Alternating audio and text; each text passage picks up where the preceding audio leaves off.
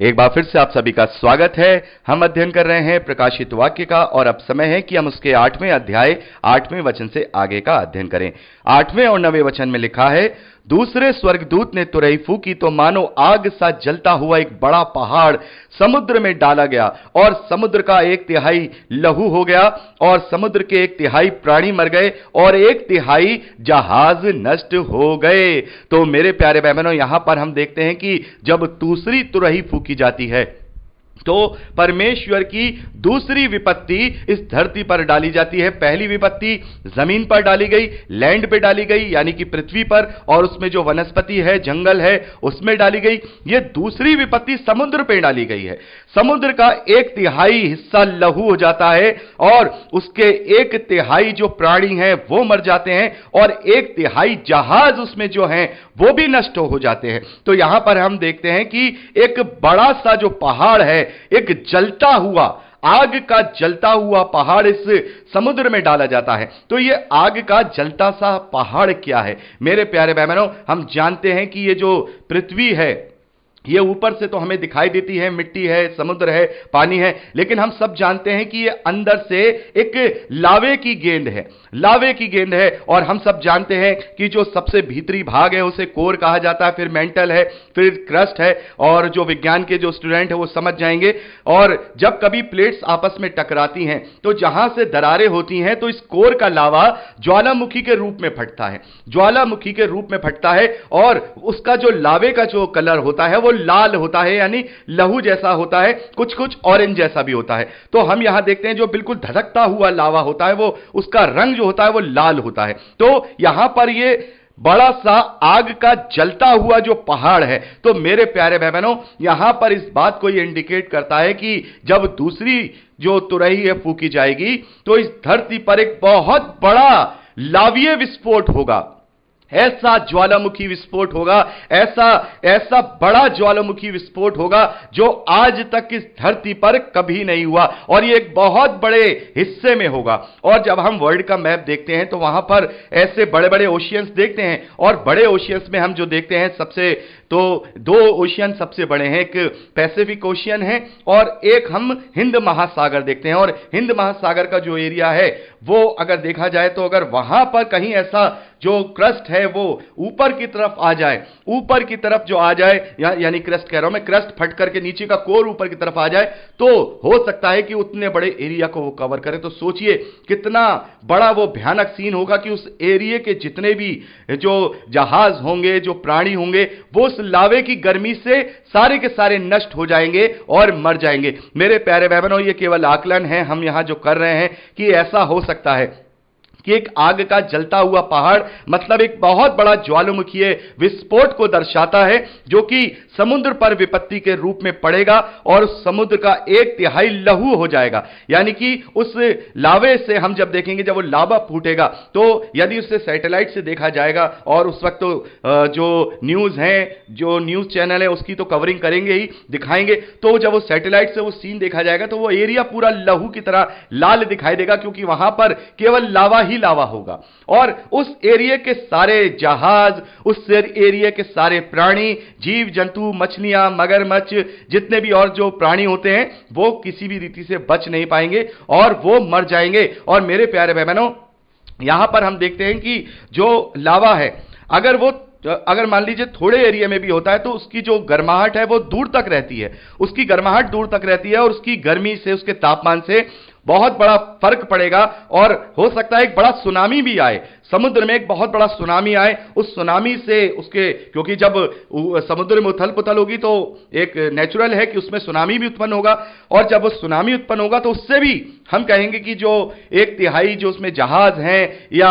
1/3 जो उसमें रहने वाले उन पर जो है आपत्ति आएगी, क्योंकि हम ये तो नहीं देखते कि पूरी दुनिया भर के जो जहाज वहां पर होंगे, 1/3 जहाज इकट्ठा होंगे, लेकिन उससे जो सुनामी उत्पन्न होगी उससे निस्संदेह 1/3 जहाज नष्ट हो जाएंगे, 1/3 प्राणी मारे जाएंगे। तो यह दूसरी विपत्ति समुद्र पर पड़ती है 1/3 पर। यहां पर भी हम देखते हैं 1 ही तिहाई पर यह विपत्ति पड़ती है। 10वें वचन में आगे लिखा है, तीसरे स्वर्गदूत ने तुरही फूकी और एक बड़ा तारा जो मशाल के समान जलता था स्वर्ग से टूटा और नदियों की 1/3 पर और पानी के सोतों पर आ पड़ा। उस तारे का नाम नागदौना है और 1/3 पानी नागदौना सा कड़वा हो गया और बहुत से मनुष्य उस पानी के कड़वे हो जाने से मर गए। तो मेरे प्यारे भाई बहनों, यहां पर हम देखते हैं कि तीसरी जो तुरही है जब फूकी जाती है तो एक बड़ा तारा जो है इस धरती की जो नदियां हैं, इस धरती पर जो पानी के स्रोत हैं, यानी जो पीने का पानी है उसमें आ पड़ता है और यहां 1/3 पानी पीने के योग्य नहीं रहता है और उससे बहुत से मनुष्य भी उसके प्रदूषण से या उसके कड़वे होने जाने से मर भी जाते हैं। तो कुछ मनुष्य मरते हैं, यहां हम 1/3 मनुष्यों के विषय में नहीं देख रहे हैं, केवल 1/3 पीने के पानी पर ही हम इस विपत्ति को देखते हैं। तो पहली विपत्ति हमने देखा पृथ्वी पर यानी लैंड पर, जमीन पर आई, फिर समुद्र पर आई, अब पीने के पानी के ऊपर आई है। तो मेरे प्यारे भाई बहनों, यह विपत्ति क्या होगी? यह विपत्ति क्या होगी? यहां पर जो यह दिखाया जा रहा है कि स्वर्ग से कहते हैं कि एक स्वर्ग से एक तारा टूटता है, तारा टूटता है, मशाल के समान जलता था। तो मशाल के समान जलता हुआ तारा किसको इंडिकेट करता है? मेरे प्यारे भाई बहनों, इस पूरे ब्रह्मांड में बहुत सारी ऐसी चीजें हैं जो हमें दिखाई देती हैं, जैसे उल्का पिंड हैं और हम कहेंगे धूमकेतु हैं और बहुत सारे ऐसे टुकड़े हैं जो यूनिवर्स में फैले रहते हैं और इन्हें हम स्पेशली रूप से देखते हैं, जैसे धूमकेतु और उल्का पिंड, इन दोनों को हम देखते हैं। तो जो धूमकेतु होता है वो बिल्कुल मशाल की तरह दिखाई देता है, जलती हुई मशाल की तरह। जब वो चलता है तो आगे की तरफ उसका पूरा हिस्सा होता है, लेकिन उसकी एक जलती हुई पूंछ सी भी दिखाई देती है। आप यदि गूगल में सर्च करेंगे मीटियोराइड करके तो आप मीटियोराइड का वहां पे फोटो ले सकते हैं, वो बिल्कुल मशाल की तरह दिखाई देता है। तो यहां पर संभवतः पृथ्वी पर ऐसा कोई धूमकेतु होगा जो इस सतह से टकराएगा। मेरे प्यारे भाई बहनों, उल्का पिंड और धूमकेतु, उसमें फर्क होता है। धूमकेतु जब पृथ्वी पर टकराता है तो वो इस वातावरण से टकराकर क्या हो जाता है, टुकड़े टुकड़े हो जाता है, उसमें वो बिखर जाता है। लेकिन जो उल्का पिंड होता है वो इस पृथ्वी से टकराता है बाकायदा, जिससे कि पूरी धरती पर एक बहुत बड़ा विस्फोट उत्पन्न हो सकता है जो हजारों परमाणु बम के बराबर का शक्ति को उत्पन्न कर सकता है। लेकिन जो धूमकेतु होता है, जो मीटियोराइड होता है, वो इतना शक्तिशाली नहीं होता। वो पृथ्वी की जो वातावरण की जो लेयर है उससे जब वो टकराता है तो उससे वो वहां टूटकर छलनी छलनी हो जाता है। तो यहां जो तारा दिखाया गया है, यहां पर हम देखते हैं कि कोई ऐसा मीटियोराइड होगा, कोई ऐसा धूमकेतु होगा जो ब्रह्मांड के किसी दूसरे तत्व का होगा, जिसमें कुछ ऐसे तत्व होंगे, कुछ ऐसे जहरीले तत्व होंगे, जब वो इस पृथ्वी के वातावरण से टकराएगा तो इस पृथ्वी के वातावरण में जो गैसेज हैं जो हम देखते हैं, नाइट्रोजन है, हाइड्रोजन है, ऑक्सीजन है, कार्बन डाइऑक्साइड है, और इन्हीं के द्वारा हम देखते हैं कि जो बरसात होती है, जो बारिश होती है, वो भी जो इस वातावरण में वेपोरेटेड जो अणु हैं उनके द्वारा होती है। तो संभवतः ये जो मीटियोराइड या धूमकेतु टकराएगा तो उसमें जो जहरीली तत्व ऐसे होंगे जो उनमें मिक्स होने वाली, ऐसा कुछ उनके अंदर केमिकल होगा या कोई रासायनिक क्रिया होगी कि वो उन वेपर्स में मिलेंगे और वेपर्स जाकर के वो बारिश का पानी बनेंगे। और वो बारिश का पानी जब इस धरती पर बरसेगा तो वो नदियों पर, स्रोतों पर और इस धरती के नीचे के जो स्रोत हैं वहां तक भी पहुंचेगा। तो इसका मतलब यह है कि इस कारण से हम देखेंगे जो धरती का जो पानी है वो पीने योग्य नहीं रहेगा, वो दूषित हो जाएगा और उसको पीने से बहुत सारे लोग बीमार भी हो जाएंगे और बहुत सारे लोग मारे भी जाएंगे। तो यहां पर हम देखते हैं कि 1/3 पृथ्वी का जो पानी है वो पीने के योग्य नहीं रहेगा। और हम जानते हैं कि पूरी दुनिया में बहुत पानी है, 78% पानी है और हम कहते हैं कि केवल 22% जमीन है, लेकिन उस 78% पानी में भी केवल 2% ही पानी ऐसा है जो पीने योग्य है, जो कि हम नदियों से और स्रोतों से और भूमि के गर्भ से हम निकालते हैं। बहुत सारी मोटर, बहुत सारे जेट, इनसे हम निकालते हैं, सबमर्सिबल पंप हैं, उनसे हम धरती के गर्भ में से वो पानी निकालते हैं।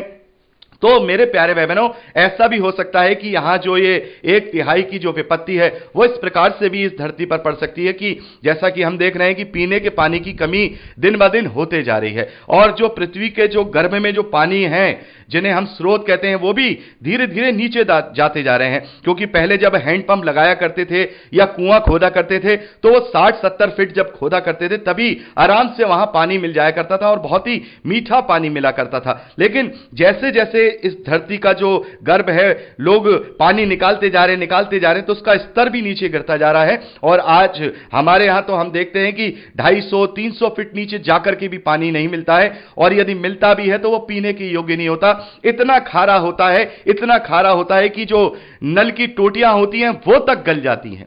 तो यहां पर हम देखते हैं कि हो सकता है कि इस प्रकार की भी कोई विपत्ति पड़े आगे चल के। हम ये सोच रहे हो कि धूमकेतु आएगा, मीटेरॉइड आएगा, हो सकता है इस प्रकार का कुछ भी ना हो।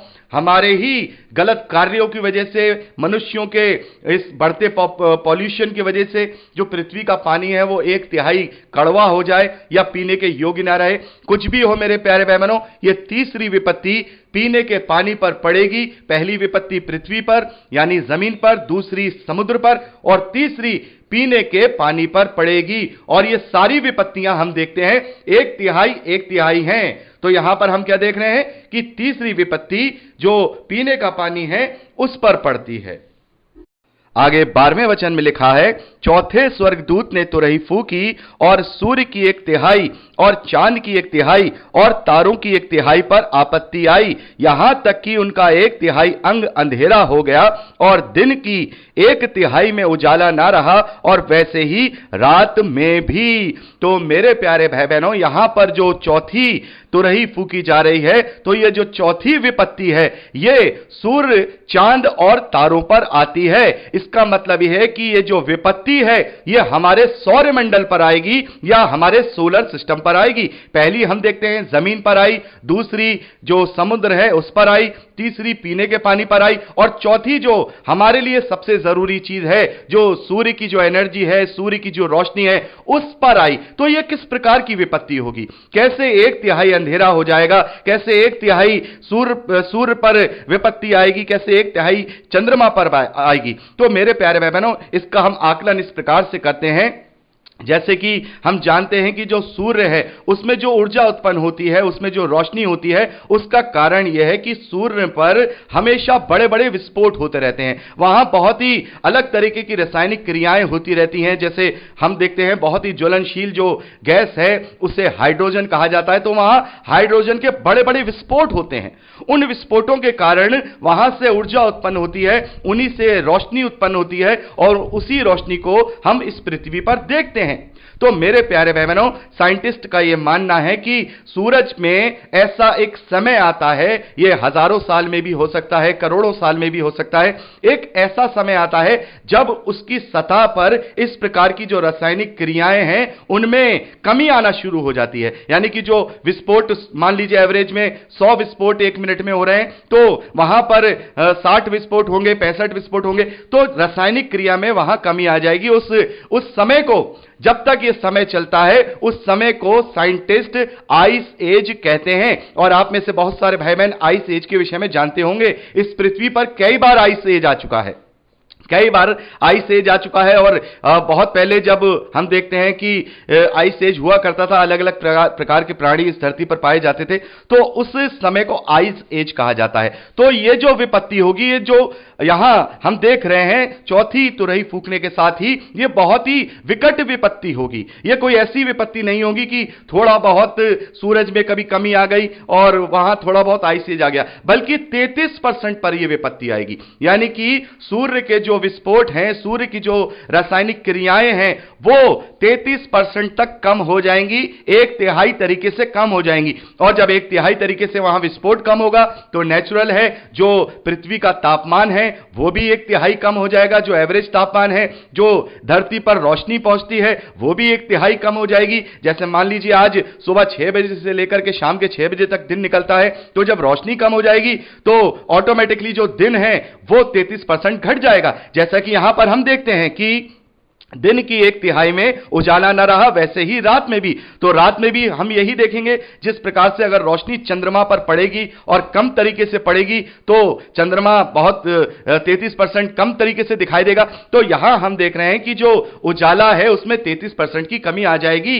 यहां हम ये देखते हैं कि ये आइस एज की तरफ इशारा करता है कि ऐसा आइस एज होगा जिसमें पृथ्वी का जो एवरेज टेम्परेचर है वो 1/3 घट जाएगा, जो दिन की जो सीमा है वो भी 1/3 घट जाएगी। और मेरे प्यारे भाई बहनों, आप ये सोच सकते हैं कि जब पृथ्वी पर ऐसा माहौल होगा तो किस प्रकार की परेशानियों का सामना मानव जाति को करना पड़ेगा। ऐसा नहीं है कि जो गर्म इलाके हैं वहां पर अगर इस प्रकार से अगर 33% की कमी आ गई तो वहां तो सही हो जाएगा, और जहां ठंडे इलाके हैं वहां और ज्यादा ठंड पड़ेगी। लेकिन मेरे प्यारे भाई बहनों, एक सिस्टम है पृथ्वी का और सोलर सिस्टम का, एक सिस्टम है जिसके द्वारा सारी फसलें हैं, जिसके द्वारा सारी पैदावार है, ये सारी चीजें होती हैं। तो पूरी रीति से ये विपत्ति जो मनुष्य हैं उनको ही प्रभावित करेगी। तो यहां हमने देखे कि ये चारों विपत्तियां जो पड़ी हैं अभी तक मनुष्यों पर नहीं पड़ी हैं, डायरेक्टली रूप से तो नहीं पड़ी हैं, लेकिन इनडायरेक्टली रूप से मनुष्यों पर पड़ी हैं, यानी सृष्टि पर पड़ी हैं। जो परमेश्वर की सृष्टि है, परमेश्वर का जो निजाम है उस पर पड़ी है, जमीन पर पड़ी, पृथ्वी पर पड़ी, पीने के पानी पर पड़ी, अब लास्ट में यहां ऊर्जा पे पड़ी है, ऊर्जा पर। यह ऊर्जा इस पृथ्वी के लिए बहुत जरूरी है। तो भले ही डायरेक्ट तौर पर पृथ्वी पर जो मनुष्य है उन पर यह विपत्तियां नहीं पड़ी हैं, लेकिन इनडायरेक्टली तौर पर मनुष्यों को यह बहुत परेशान करने वाली होंगी। तो ये 4 विपत्तियां हम यहां देखते हैं, जो 4 तुरहियां फूकी गई हैं, 1/3 तरीके से ये विपत्तियां आएंगी। तो मेरे प्यारे भाई बहनों, यहां पर हमने 12वें वचन तक का अध्ययन किया। 13वें वचन से आगे का अध्ययन हम अगली रिकॉर्डिंग में करेंगे। प्रभु आप सबको आशीष दे। Praise the Lord.